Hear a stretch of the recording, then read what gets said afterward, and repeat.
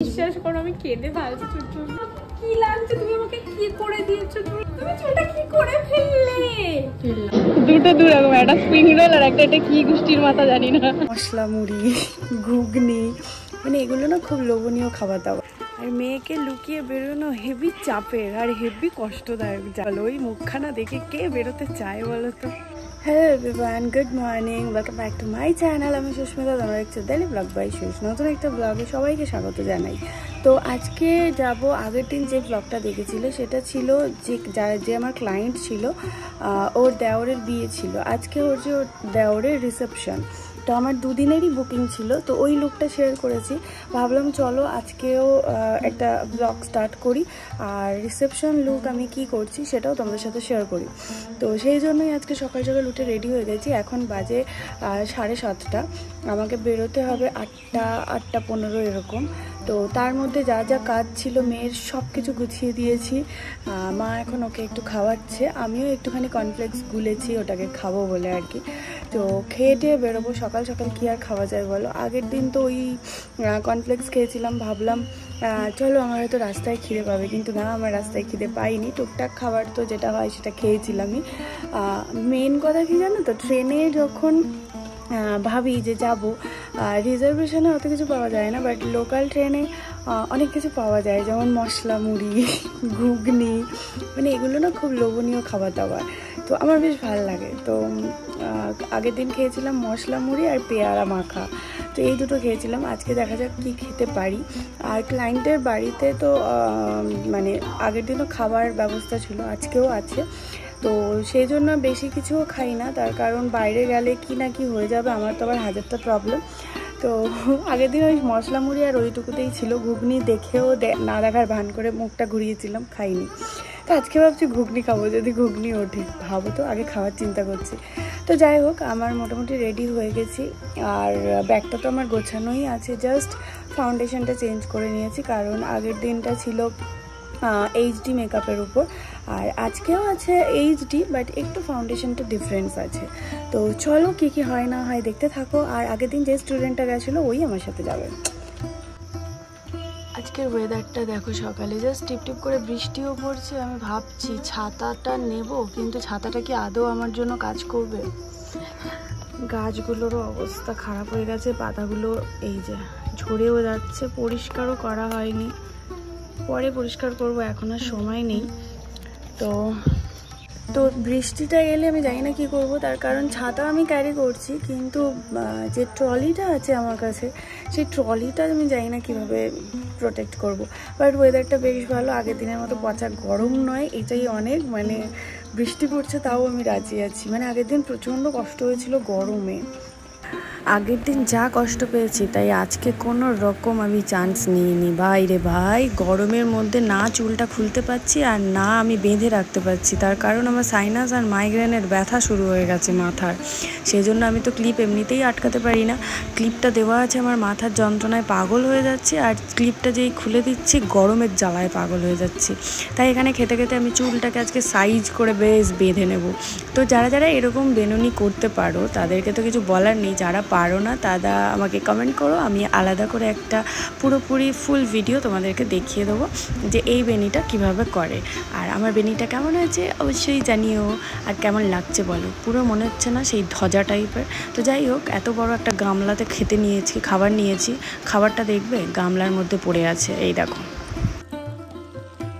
বেরিয়ে গেছি, আর মেয়েকে লুকিয়ে বেরোনো হেভি চাপের আর হেভি কষ্টদায়ক, যাই বলো। ওই মুখখানা দেখে কে বেরোতে চায় বলো তো, বাট যেতে হবে।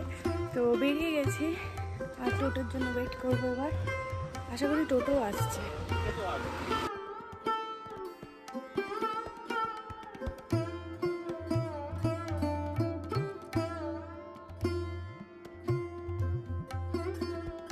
দুজন হাফ হাফ খাবো, দুটো দু রকম, একটা স্প্রিং রোল আর একটা এটা কি গুষ্টির মাথা জানি না।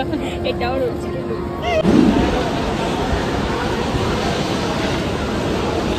কোথায় ফাঁকা আছে গো? তবে এটুকু বলতে পারি, আমরা জেলখানায় বসেছি। এই হচ্ছে তার জেলখানার লোহার রড।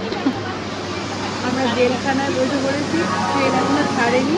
আর আমরা ওদিকে ক্যাপ মেরে খাচ্ছিলাম, ঠিক আছে, যে খাওয়া দাওয়া করে তারপর যাবো। তো খেতে খেতে আমরা ভাবছি ট্রেন এখনো ঢুকিনি, তারপরে কি এসে দেখছি ট্রেন ঢুকে গেছে।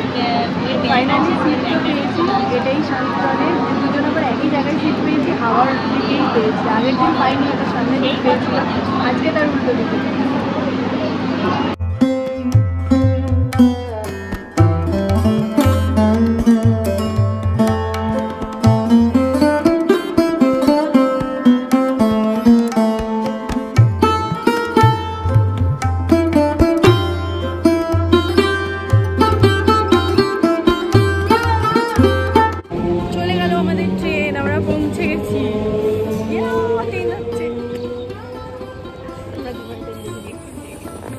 নেমেছি আমরা গন্তব্যস্থলে, ঝাঁপিয়ে পড়েছি আর কি ঝাপানডাঙ্গাতে, তাই তো।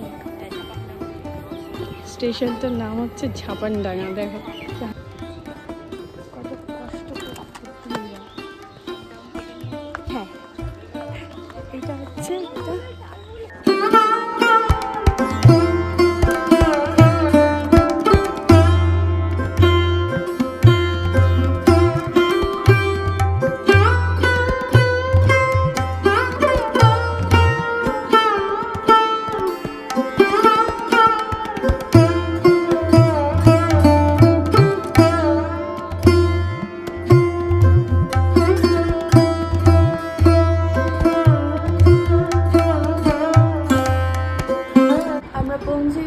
আর এখানে অনেক লোকজন ছিল, তাই আর ভিডিওটা অন করিনি। যেই চলে গেছে সুযোগ বুঝে ভিডিওটা অন করে দিয়েছি।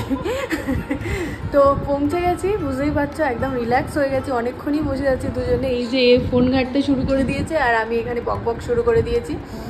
আজকে তো শুনেই মাথাটা আমার খারাপ হয়ে যাচ্ছে যে আজকে নাকি ওর একটু লেট হবে। এখনো পর্যন্ত ভাত কাপড়ের অনুষ্ঠান হয়নি, কিচ্ছু হয়নি। আমার তো শুনেই কেমন একটা হচ্ছে, কারণ যে করেই হোক 5:20 ট্রেন ধরতেই হবে, নাহলে বাড়ি যেতে যেতে 11টা বেজে যাবে।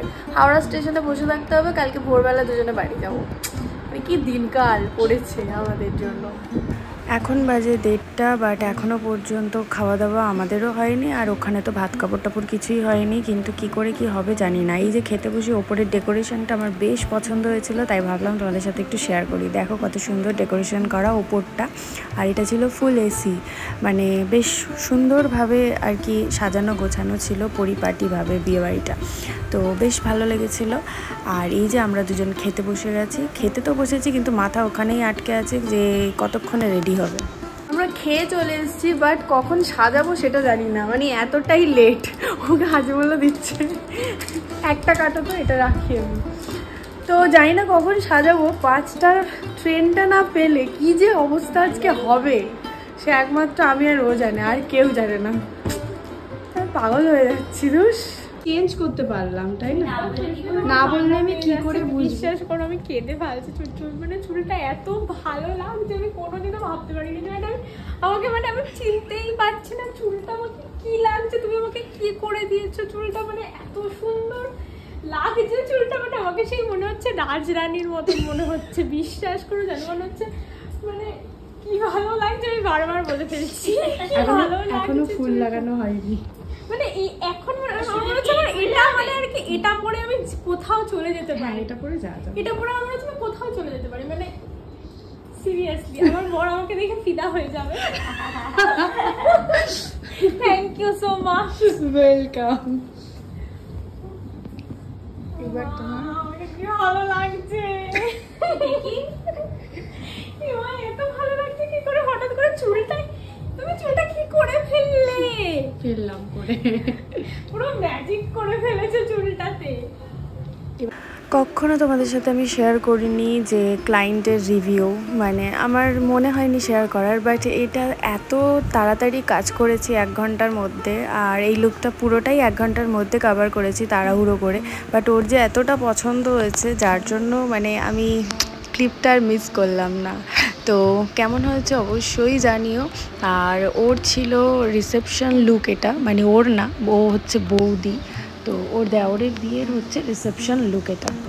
খুব ভালো হয়েছে, মেকআপ খুব ভালো হয়েছে। চুল নিয়ে তো কিছু বলবারই না, আমি তো নিজেকে চিনতেই পারছি না। আমার মনে হচ্ছে পুরো রানীর মতো লাগছে আমাকে দেখতে, মানে অসাধারণ দেখতে লাগছে। Thank you so much, welcome.